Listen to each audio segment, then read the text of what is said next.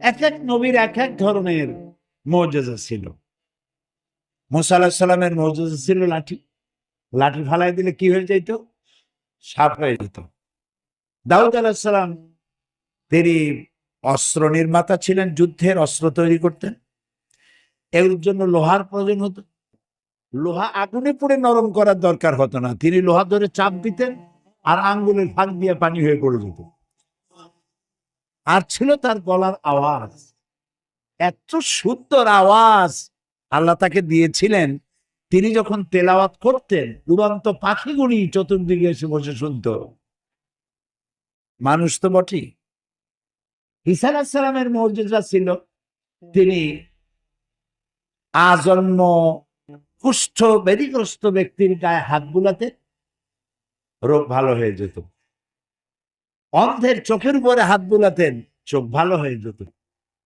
মৃত্যু মানুষের কবরের কাছে গিয়ে দাঁড়িয়ে বলতেন, কুম বিইজনিল্লাহ, আল্লাহর হুকুমে জেগে ওঠ, মরা মানুষ জিন্দা হয়ে যেত। কিন্তু সমস্ত নবীরা ইন্তেকাল করেছেন, তার মুজিজা সেখানে শেষ হয়ে গেছে। মুসা আলাইহিস সালাম ইন্তেকাল করেছেন, ওই লাঠি আর কেউ সাপ বানাতে কথা বলে পারেনি। দাউদ আলাইহিস সালাম মারা গেছেন, ইন্তেকাল করেছেন, লোহা আর কেউ পানি বানাইতে পারেনি। সুলাইমান আলাইহিস সালাম সিংহাসনে বসতেন, বিনা ইঞ্জিনে 1 মাসের পথ সকালবেলায় অতিক্রম করে যেতেন বাতাসের উপর থেকে ভেসে, প্লেনের মতো। আবার সন্ধ্যায় আর 1 মাসের পথ অতিক্রম করে ফিরে আসতেন। এটা কি গল্প না কোরআন? কোরআন।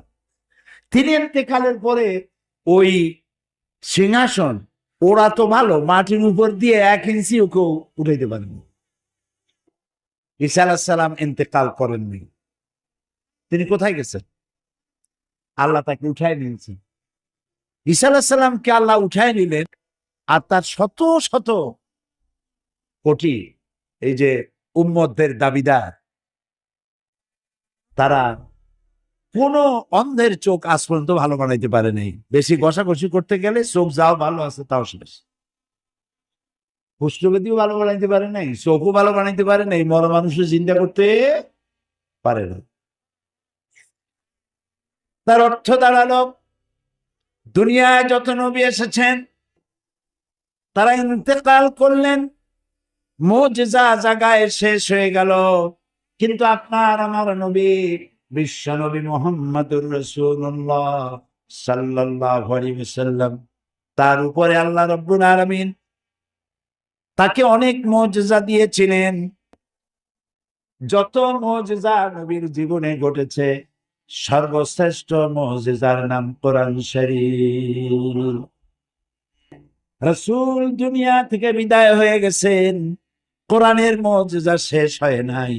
কোরআনের মুজিজা কিয়ামত পর্যন্ত থাকবে, মানুষ শুনবে, কানবে, হেদায়েত হয়ে যাবে। এটা চিরস্থায়ী মুজিজা কোরআন। সুবহানাল্লাহ। এই চিরস্থায়ী মুজিজা কোরআন আমাদের মাঝে আছে এবং কিয়ামত পর্যন্ত থাকবে। আমরা বলি ইনশাআল্লাহ, ইনশাআল্লাহ। আল্লাহ ওয়াদা করেছেন, এটাকে তিনি রাখবেন কিয়ামত পর্যন্ত। এই কোরআনে কোনো ভুল নেই। শয়তান এর উপর দিয়েও ঢুকতে পারে না, নিচ দিয়েও ঢুকতে পারে না, ডান দিয়েও ঢুকতে পারে না, বাম দিয়েও ঢুকতে পারে না। আল্লাহ বলেছেন। কে বলেছেন? আল্লাহ বলেছেন। শয়তানের কাছেও আসতে পারবে না, এটারে কেউ নকলও করতে পারবে না। সুবহানাল্লাহ। তো এই কোরআন হচ্ছে মহাবিশ্বের মহাবিস্ময়। সেই বিস্ময়ের কথাই আজকে আমি আপনাদের সামনে আলোচনা করব ইনশাআল্লাহ। কোরআন শুধু নামাজ, রোজা, হজ, যাকাতের কথা নিয়ে আসে না। ওই যে কালকে কোন সূরা দিয়ে বলছিলাম মনে আছে? সূরা তাহা দিয়ে বলেছিল। আল্লাহ তাআলা বলছে, তাহা মা আনজালনা আলাইকাল কুরআনা লিতাশকা ইল্লা তাযকিরাতান লিমান ইয়াখশা। তাহা মা আনজালনা আলাইকাল কুরআনা লিতাশকা। হে রাসূল, এ কোরআন আমি এজন্য আপনার প্রতি নাজিল করি নাই যে কোরআন আপনাকে কষ্ট আর ঘুরছে অ্যাক্টিভিটিস লাইফ, ইনঅ্যাক্টিভিটিস ডেথ। যতদিন ঘুরবে ততদিন সব ঠিক থাকবে, আর যেদিন এই ঘূর্ণায়মানের এই চক্রের আবর্তন বন্ধ হয়ে গিয়ে যখন ঘোরা বন্ধ হবে, তখন একটা প্রচন্ড আঘাতের মাধ্যমে, প্রলয়ঙ্করী আঘাতের মাধ্যমে দুনিয়ায় কিয়ামত অনুষ্ঠিত হয়ে যাবে। তো আল্লাহ তাআলা কোরআনে কারিমে এই কথাগুলি অনেক আগে বলে রেখেছে। The universe and doctor Einstein গ্রন্থে তারা বলেছেন যে সূর্য ধীরে ধীরে এর আলো কমে যাবে, আলো থাকবে না, আর তারাগুলো পোড়া কয়লার মতো হয়ে যাবে। কারা বলতেছে? বিজ্ঞানীরা বলছে। কোরআন, ওরা আজকে যেটা বললো, কোরআন বলেছে অনেক আগে। কি বলেছে? ইয়াসআলু আইয়ানা ইয়াউমুল কিয়ামাতি ফাইযা বারিকাল বাসারু ওয়া খাসাফাল কামারু ওয়া জুমিআশ শামসু ওয়াল কামার। আল্লাহ তাআলা বলছেন, এরা রাসূলকে জিজ্ঞেস করে কিয়ামত কবে হবে। আল্লাহ তাআলা বলছেন, জবাব দিয়ে দেন, কিয়ামত হবে যে সময় চন্দ্র আলো হারিয়ে ফেলবে, সূর্য আলো হারিয়ে ফেলবে, আর চাঁদ আর সূর্য এগুলি সব একাকার হয়ে যাবে। তাহলে এই কথাগুলি বিজ্ঞান আবিষ্কার করার অনেক আগে কোরআন এসব কথা বলে রেখেছে। আলহামদুলিল্লাহ আলহামদুলিল্লাহ নাহমাদুহু ওয়া নাস্তাইনু মিলে মুহাম্মদ মিলে জানে वो सही जिस আউযু বিল্লাহি মিনাশ শাইতানির রাজিম। বিসমিল্লাহির রহমানির রহিম। বাংলাদেশ জামায়াত ইসলামী চুয়াডাঙ্গা জেলা শাখার উদ্যোগে আজকের এই ইফতার মাহফিল অনুষ্ঠানের সম্মানিত সঞ্চালক, সম্মানিত সভাপতি, উপস্থিত আছেন চুয়াডাঙ্গা ১ নম্বর আসনের সম্মানিত এমপি মহোদয়, উপস্থিত আছেন সাবেক জেলা আমির জনাব আনোয়ারুল হক মালিক, উপস্থিত আছেন এনসিপি জেলা সভাপতি, উপস্থিত আছেন এবি পার্টির জেলা সভাপতি, উপস্থিত আছেন বাংলাদেশ খেলাফত মজলিসের সেক্রেটারি সহ নেতৃবৃন্দ, উপস্থিত আছেন বৈষম্য বিরোধী ছাত্র আন্দোলনের নেতৃবৃন্দ, উপস্থিত আছেন জুলাই যোদ্ধা, যারা সম্মুখ যোদ্ধা করে আহত হয়েছিলেন সেই সকল নেতৃবৃন্দ, উপস্থিত আছেন প্রেস ক্লাবের নেতৃবৃন্দ, সম্মানিত সাংবাদিক বন্ধুগণ, উপস্থিত আছেন এনডিএফ এর সম্মানিত নেতৃবৃন্দ, অন্যান্য পেশাজীবী সংগঠনের নেতৃবৃন্দ,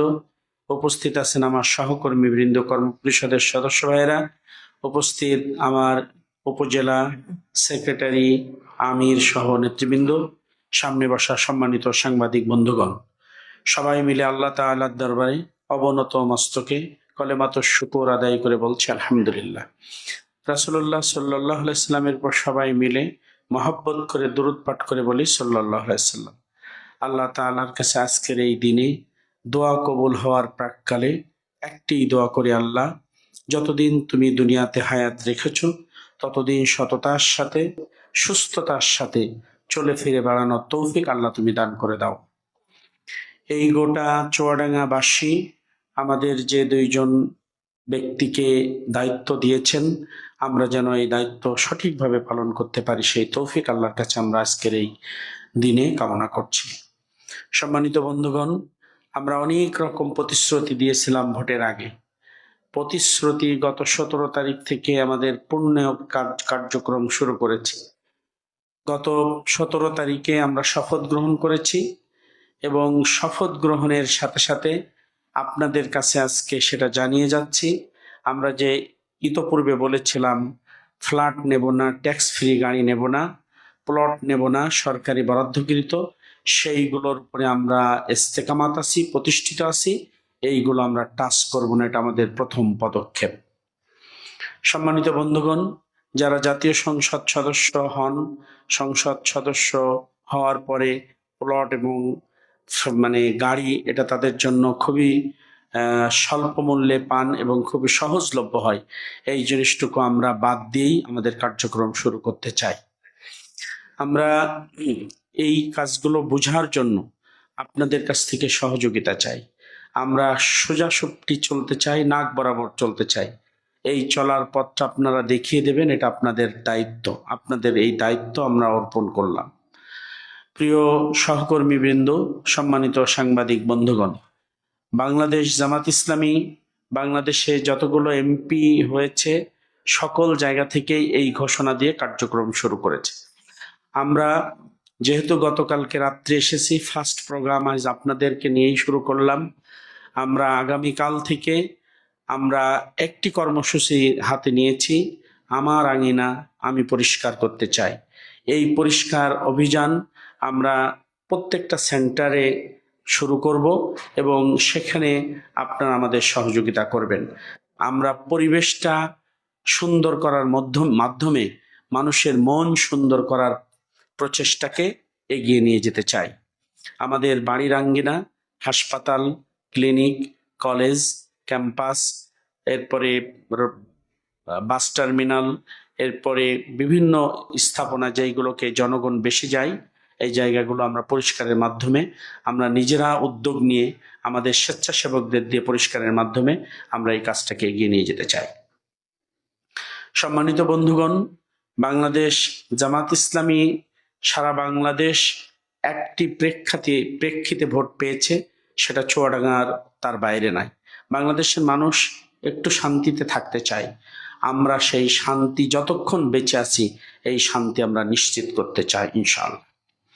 জনগণের নিয়ে কেউ সিনেমিনি খেলবে, জনগণের নিজের নাগরিক অধিকার কেউ কেড়ে নেবে, এটা কোনো অবস্থায় সম্ভব না, এটা আমরা হতে দেব না।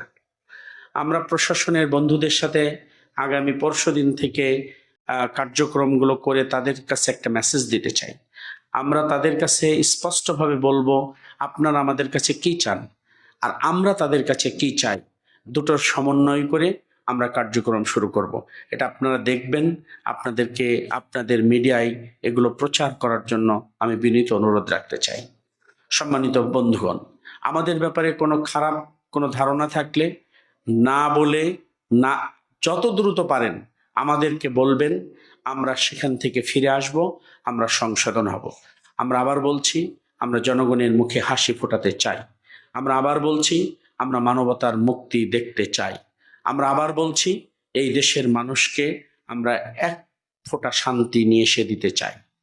সম্মানিত বন্ধুগণ, বাংলাদেশ জামাত ইসলামী যেই কর্মসূচিগুলো নেবে, এই কর্মসূচিগুলো আমরা আপনাদেরকে সবসময়ের জন্য জানিয়ে দেব।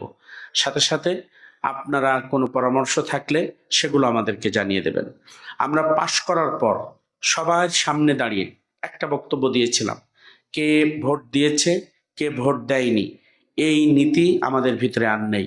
এখন আমরা গোটা চুয়াডাঙ্গাবাসীর আমরা দুইজন ভাই এমপি, সুতরাং কে কোন দল করে এটা আমাদের কাছে বিবেচ্য বিষয় নয়। কার কি প্রয়োজন, এমপির কাছে কার কি প্রয়োজন, সেটা পূরণ করার জন্যই আমরা এগিয়ে যাব ইনশাআল্লাহ। ব্যক্তিগত তদবির আপনারা নিজেদের উপকৃত হওয়ার তদবির আমাদের কাছে একটু কম করবেন, আমরা এটা খুব বেশি পছন্দ করব না। কিন্তু সমাজের জন্য, জাতির জন্য, এলাকার জন্য, দুর্ভোগ কমানোর জন্য, দুর্যোগ কমানোর জন্য, মানুষের দুর্ভাবনা সরানোর জন্য, বৈষম্য দূর করার জন্য কোনো পরামর্শ আপনারা বললেই সেটা আমরা জান প্রাণ দিয়ে সেটা করার চেষ্টা করব। সম্মানিত বন্ধুগণ, আমরা আমাদের পরিবারের সদস্যদেরকে বলেছি, আমরা এমপি হয়েছি, বাংলাদেশ জামাত ইসলামের দায়িত্বশীল হিসেবে আমরা এমপি হয়েছি। তোমার ভাই এমপি হয়নি, তোমার চাচা এমপি হয়নি, সুতরাং তোমরা যে যে জায়গায় ছিলে সেই জায়গায় থাকবা। এমপিত্ব বিক্রি করা তোমাদের যেন কোনো চিন্তা না থাকে।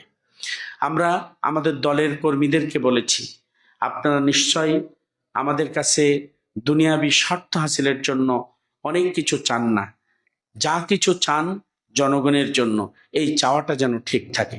ব্যক্তিকে গোছানোর জন্য, ব্যক্তিকে সুবিধা দেওয়ার জন্য আমরা শপথ গ্রহণ করি নাই, আমরা মানবতার মুক্তির জন্য শপথ গ্রহণ করেছি। আপনারা দোয়া করবেন, আমরা যা পরিকল্পনা করেছি সেই পরিকল্পনা অনুযায়ী যেন আমরা চলতে পারি। চলার পথে যে বাধা বিপত্তিগুলো আসবে সেই বাধা বিপত্তিগুলো যেন আমরা আপনাদের সাথে নিয়ে দূর করতে পারি, সেজন্য আপনারা আমাদের জন্য দোয়া করবেন। সম্মানিত বন্ধুগণ, আমরা এই জায়গায় নবজাতক, কেবলমাত্র আমরা ভূমিষ্ঠ হয়েছি। সুতরাং আমরা সবকিছু জেনে এসেছি ব্যাপারটা তা নয়। এই সমাজ চালানোর জন্য, প্রশাসন চালানোর জন্য যেখানে যে বুদ্ধি পরামর্শ দরকার আপনারা দেবেন, এই বিশ্বাস আমাদের আছে। আপনাদের এই পরামর্শের দ্বার যদি বন্ধ হয় তাহলে আমাদের চলার গতি থেমে যাবে। আপনাদের পরামর্শের দ্বার যদি উন্মোচিত হয় আমাদের চলার গতি বেড়ে যাবে। আমরা পরামর্শ নিতে চাই, আমরা এগিয়ে যেতে চাই। সম্মানিত বন্ধুগণ, আজকে রোজার মাস, আমরা দ্বিতীয় রমজানের রোজা ইফতারির প্রাককালে আমরা বসেছি। আমরা গোটা জাতির জন্য দোয়া করতে চাই, এই জাতিকে যেন আল্লাহ তাআলা একটা সঠিক দিকের, একটা সঠিক জায়গায় যাওয়ার তৌফিক দান করেন। বাংলাদেশের রাজনীতির ইতিহাসে নানান রকম ঝামেলা থাকবেই। আমরা একটি স্বপ্ন দেখি পরবর্তী প্রজন্মের জন্য, যারা হিংসায় বড় হবে না, যারা দুর্যোগে বড় হবে না, যারা দুর্ভাবনায় বড় হবে না, যারা প্রতিশোধ পরায়ণ হয়ে গড়ে উঠবে না, এরকম একটা স্বপ্ন আমরা দেখি। আমরা যার যার পেশা সেই সুন্দরভাবে করে যায়, এটা আমরা দেখি। আমরা কামারের কাজ কুমোর করবে, এটা আমরা পছন্দ করব না। আমরা কুমোরের কাজ নাপিত করবে, এটাও আমরা পছন্দ করব না। তার মানে যিনি যে কাজটা আগে থেকে করতেন সেই কাজটাই করেই নিজের অর্থনৈতিক জীবনটা সমৃদ্ধ করার চেষ্টা করবেন। এটা আমার দলের সকল নেতাকর্মীদের কাছে আমরা আহ্বান করেছি, আর গোটা জাতির কাছে আমরা এটা জানাতে চাই।